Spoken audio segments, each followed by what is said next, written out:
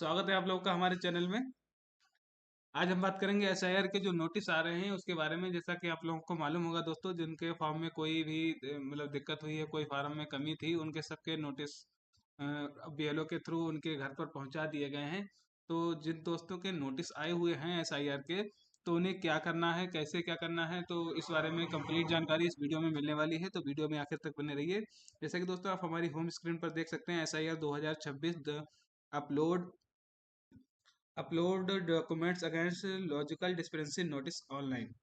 तो जैसा कि यहाँ पर एक जो नोटिस की प्रक्रिया है वो आप ऑनलाइन भी अपने किसी भी अपने पोर्टल से ऑनलाइन कर सकते हैं।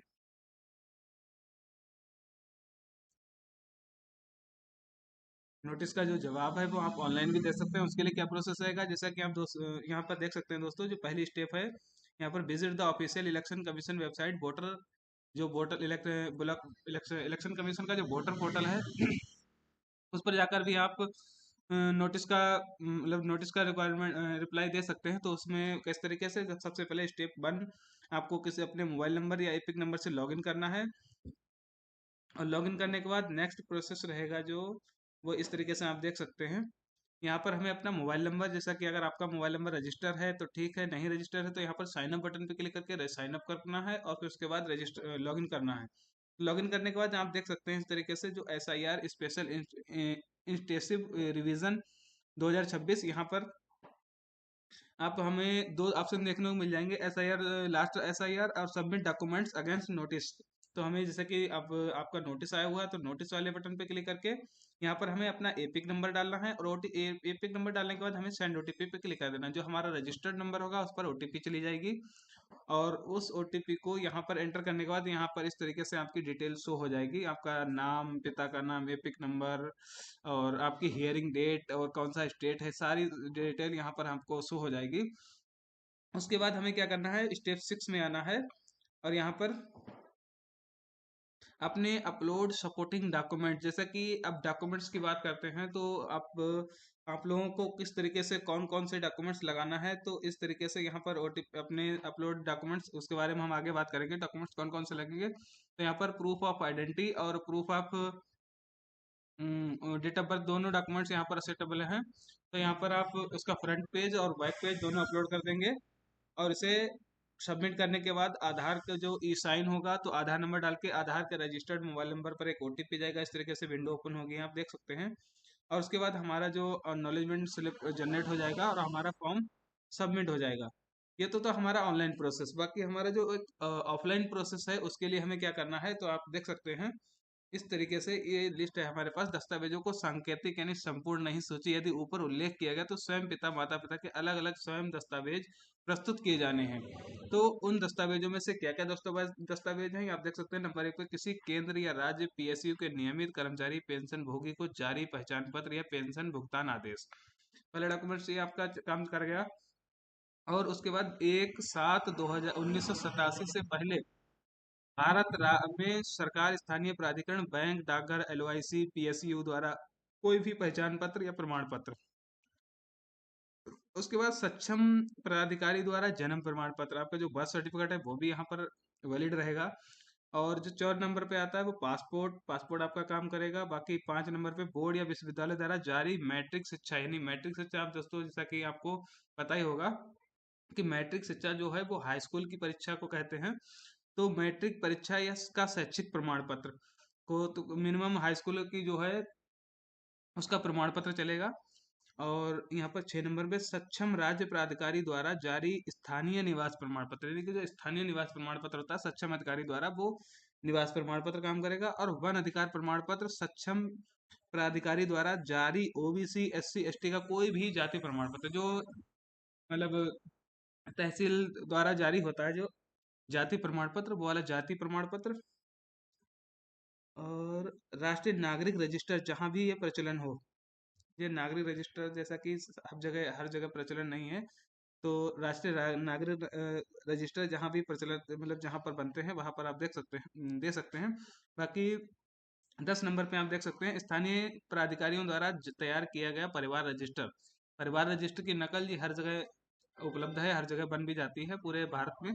तो ये परिवार के रजिस्टर नकल और सरकार द्वारा कोई भी भूमि मकान आवंटन प्रमाण पत्र, सरकार द्वारा जैसे कि कोई ग्रामीण क्षेत्रों में लोगों को पट्टा वगैरह जो दिए जाते हैं भूमि के, तो वो उसका आवंटन प्रमाण पत्र एक दिया जाता है, वो प्रमाण पत्र वो भी काम करेगा। आधार के लिए आयोग के पत्र संख्या 23/2025 ERS खंड 1 दिनांक 9/9/2025 के माध्यम से जारी अनुदेश लागू होंगे और दिनांक 1/7/2025 के संदर्भ में जारी बिहार SIR निर्वाचक नामावली का अंश।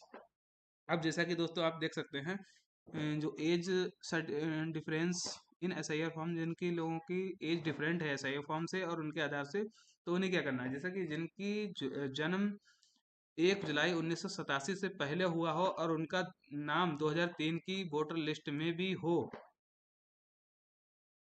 और दूसरी कैटेगरी जो यहाँ पर रखी गई है तो उसमें जिनका जन्म 1 जुलाई 1987 से पहले हुआ है लेकिन उनका नाम 2003 की वोटर लिस्ट में नहीं है, और जो तीसरी कैटेगरी है जिनका जन्म 1 जुलाई 1987 से 2 दिसंबर 2004 के बीच हुआ हो, और चौथी कैटेगरी है जो जिनका जन्म 2 दिसंबर 2004 के बाद हुआ हो। तो जैसा कि यहाँ पर इन्होंने 4 कैटेगरी में डिवाइड कर दिया है, तो पहली कैटेगरी जिनका जन्म 1 जुलाई 1987 से पहले हुआ हो और उनका नाम 2003 की वोटर लिस्ट में भी हो, तो उनके लिए क्या प्रोसेस रहेगा, सबूत के तौर पर सिर्फ 2003 की वोटर लिस्ट की फोटो कॉपी जमा करनी होगी और कोई भी डॉक्यूमेंट्स नहीं देना है।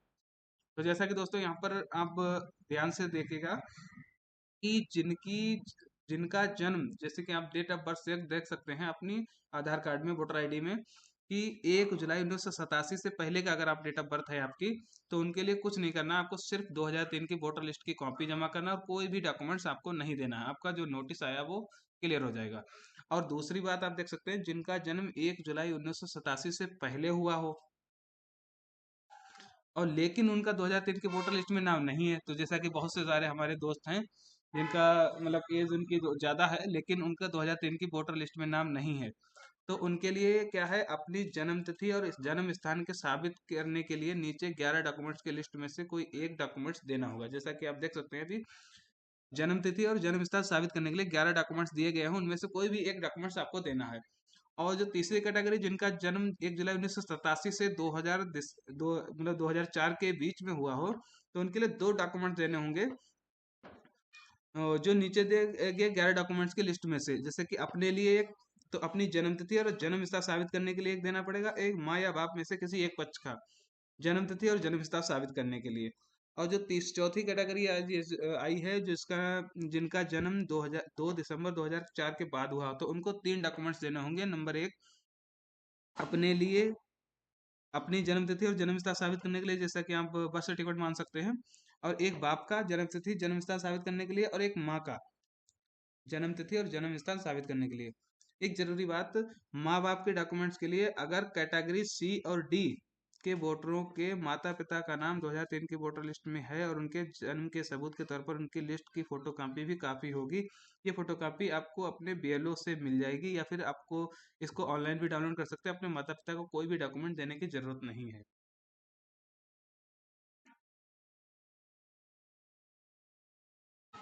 तो जैसा कि दोस्तों आप लोगों ने देख लिया यहाँ पर जिस किस तरीके से हमें अपने नोटिस को क्लियर करना है, तो इन्हीं डॉक्यूमेंट्स में से कोई भी एक डॉक्यूमेंट्स आपको लेकर जाना है अपने जो भी तहसील कार्यालय या जहाँ पर भी नोटिस का जो कार्रवाई चल रही है वहाँ पर आपको जाना है। इन डॉक्यूमेंट्स में से डॉक्यूमेंट्स देना है आपको और आपका नाम SIR सूची में जोड़ दिया जाएगा और आपका जो नोटिस है वो भी क्लियर हो जाएगा।